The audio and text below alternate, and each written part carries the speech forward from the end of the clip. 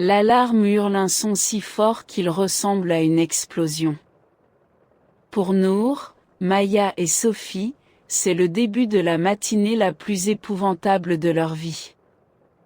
Elles se réveillent, mais leur chambre, c'est tout autre chose. Les piliers du lit sont aussi hauts que des gratte-ciel, la lumière du plafond ressemble à un soleil lointain. Elles ont rétréci. Rétréci jusqu'à la taille de mouche. Une expérience scientifique, déraillée. Et l'horloge tourne.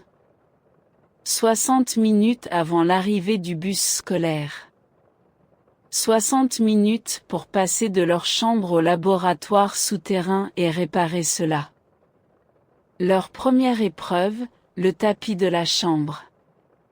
Ce n'est plus doux et épais, c'est une jungle sombre et dense qu'elles appellent le forêt de fibres. Les fils de la moquette sont comme des arbres géants et les boules de poussière qui se cachent dans l'ombre sont des monstres. Nour, toujours la visionnaire, prend la tête. Elle plisse les yeux pour trouver un chemin à travers le labyrinthe enchevêtré. Cette voix. Elle chuchote, sa voix à peine audible. Suivez-moi. Soudain, un bruit de tonnerre sourd se répand à travers la forêt.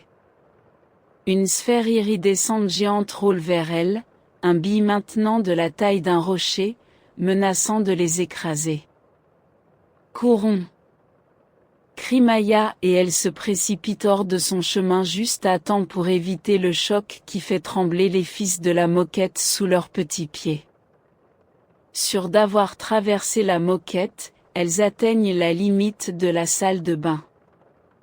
La porte est entr'ouverte, une mince fente de lumière les appelle.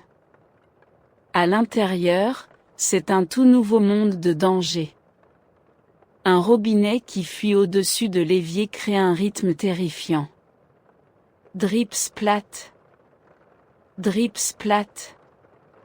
Chaque goutte d'eau frappe le plancher de porcelaine comme un canon, envoyant des ondes de choc sur le glacis glissant de l'évier. Il faut traverser. D'accord, nous devons faire ça parfaitement, dit Maya, ses instincts athlétiques en éveil. Sur mon signal, sautez. Elle saute entre les éclaboussures explosives, glissant sur la surface lisse de l'évier, leur cœur battant à tout rompre à chaque échappatoire.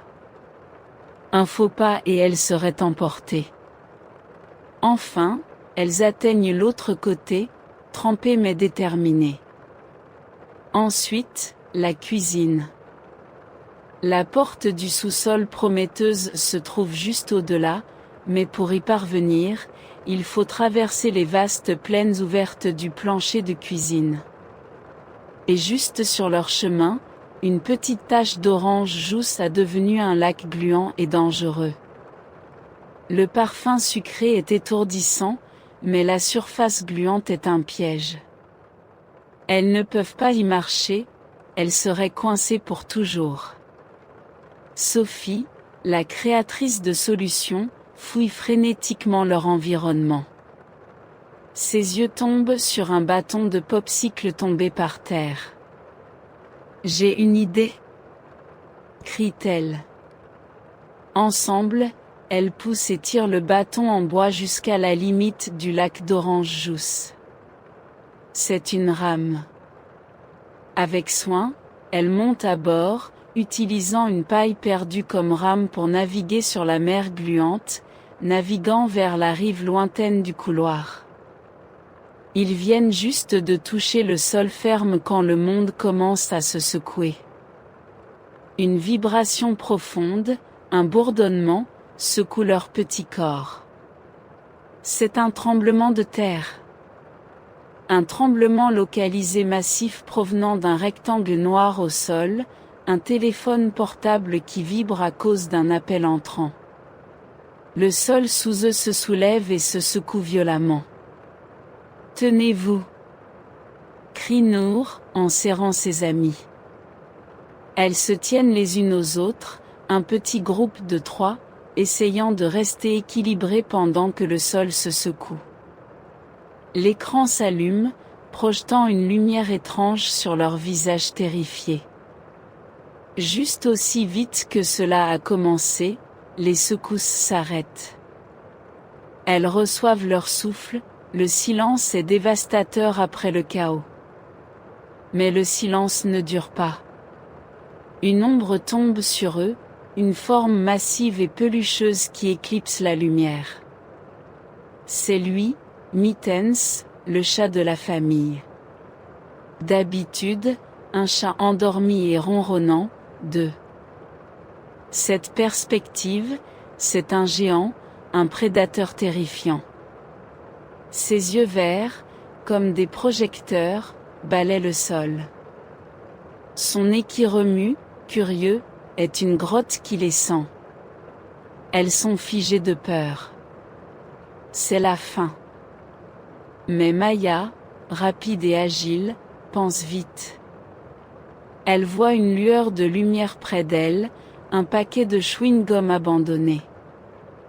Tant de diversion, dit-elle, un plan se formant dans son esprit. Pendant que Nour et Sophie se pressent contre le mur, Maya fait une course. Elle pousse le paquet de chewing-gum, le faisant craquer et briller. La tête du chat se tourne vers le son. Il saute, en battant le paquet complètement absorbé dans son jeu. C'est leur chance. Les 3 amis se précipitent vers le couloir, glissant à côté du chat distrait et dans les ombres, leur cœur battant à tout rompre contre leur côte. Ils sont si proches de la porte du sous-sol maintenant. Mais un autre monstre mécanique se réveille. Le balayeuse robotique de la famille se met en marche, ses petits feux clignotent menaçamment. Elle commence son patrol, créant un tunnel de vent terrifiant qui les tire. Une tempête de boules de poussière, de miettes et de cheveux perdus se précipite vers eux, aspirés dans la vortex de la machine. « On nous va chercher !» crie Sophie. On est emporté vers les broyeurs de la machine, une certaine mort. « Saisissez-vous !» crie Nour, voyant la jambe lourde d'une chaise de salle à manger. Elles se précipitent vers elle, s'accrochant à elle de toute leur force tandis que la balayeuse passe à côté d'elle, un ouragan de débris qui les manque de justesse. La machine se retourne et s'en va, laissant les 3 amis agrippés à la jambe de la chaise, secoués mais en sécurité. Enfin, la porte du sous-sol. Elle s'engouffre dans la fente du bas et se retrouve dans un couloir sombre et humide. Et bloque leur chemin, un labyrinthe d'araignées. Un immense toile d'araignée s'étend des murs aux murs, brillant dans la lumière faible. C'est un piège ingénieux et elle voit l'ombre de son propriétaire, une araignée de la taille de leurs mains, se cachant à proximité. Le panique s'empare d'elles mais elles n'ont pas le choix de se rendre. Elle voit une paille de dentiste abandonnée par terre. L'équipe, dit Nour. On peut l'utiliser comme un levier. Ensemble, elles poussent et tirent la paille sous une épaisse fibre de la toile. Avec un effort coordonné, elles soulèvent la fibre gluante juste assez pour créer un petit espace. L'une après l'autre, elles se glissent à travers la toile, s'accrochant à elle. Elles atteignent l'autre côté juste au moment où la grande araignée se précipite vers le centre de sa toile. Pour la descente finale, l'expédition de l'escalier. Les escaliers en bois du sous-sol sont une chaîne de montagnes, chaque marche est un précipice. Regarder en bas est étourdissant. Comment peuvent-elles descendre ? Les yeux de Sophie balaient l'obscurité et tombent sur un kit de couture laissé sur une étagère. Le fil, dit-elle. C'est notre corde. Maya, la plus agile, se hisse jusqu'à la sécurité d'un fil et en fixe une extrémité à la jambe de l'étagère. Elle se laisse alors glisser le long de la première marche, testant sa solidité. C'est solide. L'une après l'autre, elle se laisse descendre le long des marches en bois géantes, une descente périlleuse dans l'inconnu. Leurs mains minuscules brûlent de la friction, leurs muscles sont fatigués mais elles cèdent les unes les autres, encourageant les autres jusqu'à ce que leurs pieds touchent le sol froid du laboratoire. Elles y sont arrivées. Au centre de la pièce, il y a la machine qui bourdonne d'une énergie faible. Et tout à coup, à distance, ils entendent. Honk. Honk. Le bus scolaire. Ils ont des secondes. Ils se précipitent vers le panneau de contrôle, un labyrinthe de boutons géants et de commutateurs. Nour se souvient de la séquence. Celui-là, dit-elle en pointant. Ensemble, ils poussent toute leur force contre le bouton de rétroaction. Pendant un moment, rien ne se passe. Puis la machine se met en marche. Une lumière brillante les enveloppe, remplie de couleurs qui explosent et crépitent. Le monde se précipite vers eux, se rétrécissant, revenant à sa taille normale. Avec un dernier éclair, ils se tiennent debout à nouveau, redevenus eux-mêmes. Ils se regardent, souriant, tandis que le bus sonne à nouveau. Ils attrapent leur sac à dos, se précipitent les escaliers et sortent par la porte d'entrée juste à temps. En montant dans le bus, ils échangent un regard secret, un regard de triomphe. Ce n'étaient pas juste des enfants en retard pour l'école.